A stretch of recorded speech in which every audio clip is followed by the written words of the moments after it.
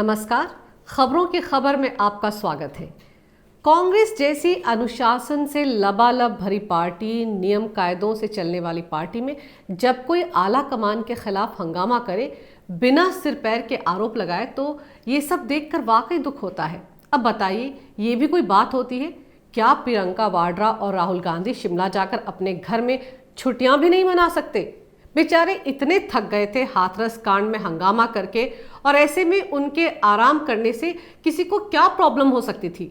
वैसे भी वो कोई विदेश थोड़े गए थे, यहीं दिल्ली से 7 घंटे की ड्राइव पर बसे शिमला ही तो गए थे। इसमें इतना पहाड़ खड़ा करने की क्या जरूरत थी? और फिर बिहार चुनाव के नतीजे तो उनको पता ही थे, वो जानते थे कि वहां पर क्या होने वाला है। जो कुछ महाराष्ट्र में बोया था वही तो बिहार में सामने आना था। और वैसे भी दिल्ली में रुककर करते भी क्या? कोई ईवीएम हैक करने का अभियान तो चलाना ही नहीं था। एग्जिट पोल्स भी अच्छे ही खासे थे। उसी से गदगद होकर दोनों भाई बहन पहले से ही जीत सेलिब्रेट करने के लिए पहाड़ों की तरफ चले गए थे। अब ये बात ना आरजेडी को हजम हो रही है, ना ही उनकी खुद की पार्टी के नेताओं को। हर कोई उनकी छुट्टियों को नजर लगा रहा है। वैसे बिहार विधानसभा चुनाव के नतीजों से तो कई लोग सदमे में हैं। एग्जिट पोल ने तो ऐसे लोगों को इस कदर चने के झाड़ पर बैठा दिया था कि पूछो मत। और शायद इसी सदमे में कपिल सिब्बल जैसे कांग्रेस के कर्मठ और बुजुर्ग नेता भी पता नहीं आजकल क्या कुछ कह रहे हैं, कैसी बहकी बहकी बातें कर रहे हैं। बिहार चुनाव और दूसरे राज्यों में हुए बाय इलेक्शन के नतीजों ने सच में उन्हें गहरे सदमे में धकेल दिया है। बहुत असर हुआ है उनके दिमाग पर। दरअसल तेवर तो उनके ऐसे हैं जैसे बिहार में 243 सीटें उन्हें मिलने वाली थी, वहां तो उनकी ही सरकार बनने वाली थी। अरे भाई, इस तरह की खुशफहमी पालने में बुराई कोई नहीं है, पर हकीकत सामने आने पर रोना गाना, संगठन की बुराई करना, उसमें लोकतंत्र तलाशना, उसमें अभिव्यक्ति की आज़ादी नहीं है, ये सारी तोहमतें लगाना अच्छी बात नहीं है। कपिल सिब्बल जैसे वरिष्ठ नेता को ये सारी बातें शोभा नहीं देती। वैसे बिहार की बिसात के बारे में कांग्रेस में सबको पता था, कपिल सिब्बल को भी पता था, फिर पता नहीं क्यों अब वो हार पर घड़ियाली आंसू बहा रहे हैं। कांग्रेस तो देश की सबसे बड़ी और पुरानी पार्टी है। पार्टी हमेशा से अपने उसूलों पर चलती है, सिर्फ गांधी परिवार के ही सदस्य को अध्यक्ष बनाती है। पार्टी संविधान में भले ही अध्यक्ष का चुनाव 2-3 साल में करवाने की बात लिखी हो, पर उससे क्या फर्क पड़ता है? सर्वसम्मति से सोनिया गांधी कई साल से इस पद पर काबिज है, तो क्या हुआ? पार्टी के अंदर की बात है, इस पर बवाल मचाने की क्या जरूरत है? हार जीत तो जनाब चलती रहती है, इसमें आला कमान का क्या दोष है? उनकी दिक्कतें बढ़ाने की क्या जरूरत है? पिछले 7 साल से आला कमान को खुद समझ नहीं आ रहा है कि वो क्या कर रहे हैं। मुझे तो लगता है कि इस तरह से एक फ्रेंडली अखबार को इंटरव्यू देकर कपिल सिब्बल ने फिर आ बैल मुझे मार कर लिया है। उनको लगता है कि संगठन के हिसाब से बीजेपी बड़ी मजबूत है और कांग्रेस में तो नीचे से ऊपर तक बस गड़बड़ी ही गड़बड़ी है। इतने साल तक कांग्रेस में रहने के बावजूद अब क्या पता कपिल सिब्बल साहब को बीजेपी से अचानक प्यार हो गया हो, वो कहीं उधर जाने की तो नहीं सोच रहे। अब गांधी परिवार के खिलाफ बोलकर वो कहां जाएंगे? पिछली बार का ट्वीट शायद भूल गए हैं। कैसी डांट पड़ी थी राहुल गांधी से, तुरंत उन्हें अपना ट्वीट डिलीट करना पड़ गया था। अदालतों में दहाड़ने वाले कपिल सिब्बल तुरंत भीगी बिल्ली बन गए थे, एकदम से अनुशासन वाले सिपाही बनकर यू टर्न ले लिया था। पता नहीं अपने अनुभवों से ये कांग्रेस के बुजुर्ग नेता कब कुछ सबक लेंगे। करीब 3 महीने बाद फिर से कपिल सिब्बल को पार्टी आला कमान से शिकायतें हो गई हैं। अरे भाई, 3 महीने में पार्टी में ऐसा कौन सा बवाल आ गया है? कम से कम अगस्त में 22 नेताओं के लिखे खत के बाद जो हंगामा हुआ था, उसका सबक 1 साल तक तो याद रखना चाहिए था। उस खत का क्या हश्र हुआ था? गुलाम नबी आजाद से ही पूछ लीजिए, वो बेचारे भी कहां आजादी से अपने मन की बात आला कमान तक पहुंचा पाते हैं। बस चुपचाप गांधी परिवार की गुलामी करनी पड़ती है। वैसे कांग्रेस वर्किंग कमेटी को अलोकतांत्रिक बताकर कहां जाएंगे कपिल सिब्बल? अचानक उन्हें पार्टी में सब कुछ अलोकतांत्रिक दिखने लगा है। उस कांग्रेस वर्किंग कमेटी में तो हमेशा से उन्हीं नेताओं का दबदबा रहा है जिन पर गांधी परिवार की मेहरबानी होती है। वहां तो कभी किसी मेंबर को लोकतांत्रिक तरीके से कभी नहीं चुना गया। फिर अब ये बातें करके वो क्या साबित करना चाहते हैं? कमाल है ना, इतने साल कांग्रेस में रहने वाले कपिल सिब्बल को ये तक पता नहीं कि इस तरह की बातें करने वालों को पार्टी में हाशिए पर धकेल दिया जाता है। पार्टी में उनसे पद के साथ साथ सारी जिम्मेदारियां छीन ली जाती हैं। संजय झा का हाल शायद भूल गए होंगे। वो तो कांग्रेस के प्रवक्ता थे, उन्होंने भी पार्टी की कार्यशैली पर सवाल खड़े किए थे।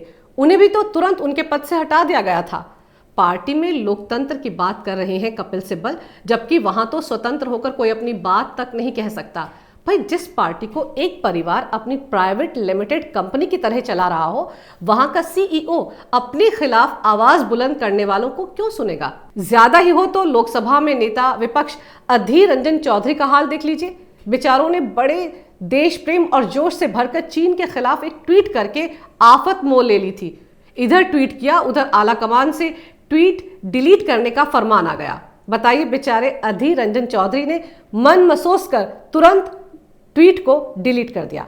अब जिस पार्टी के आलाकमान के चीन की कम्युनिस्ट पार्टी से रिश्ते हों, वो भला उसके खिलाफ कुछ क्यों सुनेगा? वैसे देखा जाए तो कपिल सिब्बल जैसे बुजुर्ग, जिसने अपनी जिंदगी के 4 से 5 दशक एक पार्टी को खड़ा करने में लगा दिए, वो बुजुर्ग अब अगर इस तरह की बातें करें तो उनके दर्द को भी समझने की जरूरत है। कपिल सिब्बल जैसे नेताओं ने कहां तो उम्मीद लगा रखी थी कि जिस पार्टी को जवानी में उन्होंने अपने खून पसीने से सींचा है, वो कम से कम उनके बुढ़ापे को तो संवारेगी। अगर उनकी पार्टी की सरकार होगी तो उनका बुढ़ापा आराम से सुविधाजनक तरीके से कट जाएगा, रुतबा भी बना रहेगा। इतनी उम्मीद तो कांग्रेस का कर्मठ कार्यकर्ता कर ही सकता है ना। पर यहां तो आलाकमान को सैर सपाटे से ही फुर्सत नहीं।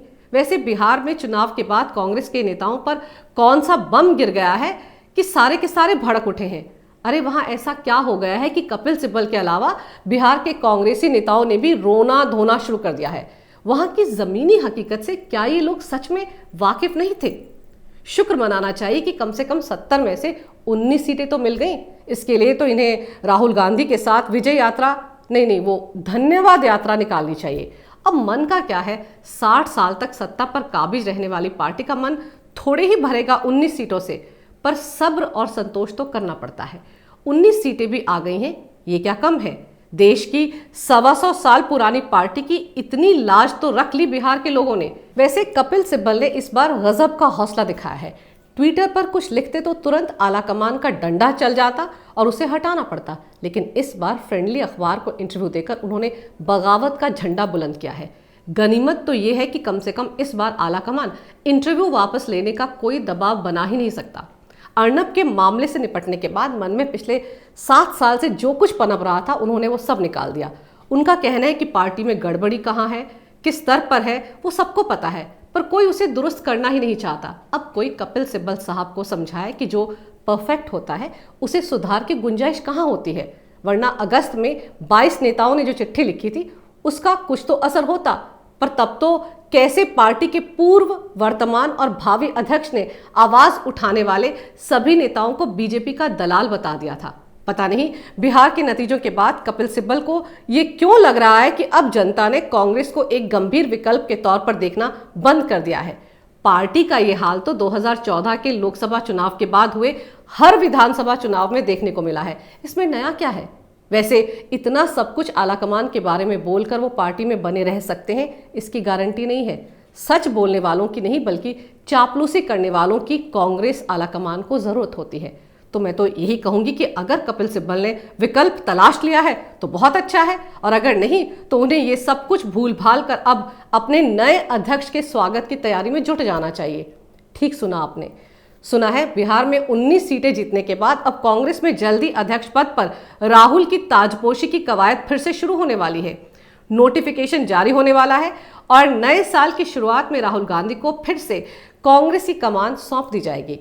कपिल सिब्बल को तो अब बाकी कांग्रेसियों की तरह राहुल गांधी को सर्वसम्मति से अध्यक्ष बनाने की कवायद में जुड़ जाना चाहिए। वैसे भी राहुल बाबा काफी देर से अंतरिम अध्यक्ष सोनिया गांधी के प्रॉक्सी अध्यक्ष बनकर थक चुके हैं। अब उन्हें सामने आकर अगले साल पश्चिम बंगाल में होने वाले चुनाव की कमान संभालनी चाहिए। और बिहार में कई कांग्रेसी नेताओं ने कांग्रेस बचाओ दलाल भगाओ का जो नारा बुलंद किया है, वहां से भी कुछ नेताओं ने आलाकमान को पार्टी में सुधार लाने के लिए एक चिट्ठी लिख डाली है। उनको भी सर्वसम्मति से समझा देना चाहिए कि इन सब से कुछ होना जाना नहीं है। शांति से बैठकर अगले चुनाव का इंतजार करें। 2-4 बार फिर से पार्टी के अंदर चुनावी नतीजों को लेकर आत्ममंथन की आवाज जरूर उठेगी, पर उस पर ज्यादा ध्यान देने की जरूरत नहीं। कांग्रेस आलाकमान इन सबसे ऊपर है, इन सबसे अछूता है। वहां किसी के कहने पर कुछ नहीं होता, वहां होता वही है जो मंजूर आलाकमान होता है। अगर आपको मेरा ये वीडियो अच्छा लगे तो कृपया इसे लाइक करें, शेयर करें और हमारे चैनल को सब्सक्राइब जरूर करें। देखते रहिए कैपिटल टीवी। अगर आपको हमारा वीडियो पसंद आया हो तो इसे लाइक करें, हमारे चैनल को सब्सक्राइब करें और हाँ, बेल आइकन दबाना ना भूलें ताकि आप तक हमारे वीडियो की नोटिफिकेशन पहुंचती रहे। आप अपना सुझाव हमें कमेंट बॉक्स में दे सकते हैं। हमारे साथ जुड़ने के लिए शुक्रिया।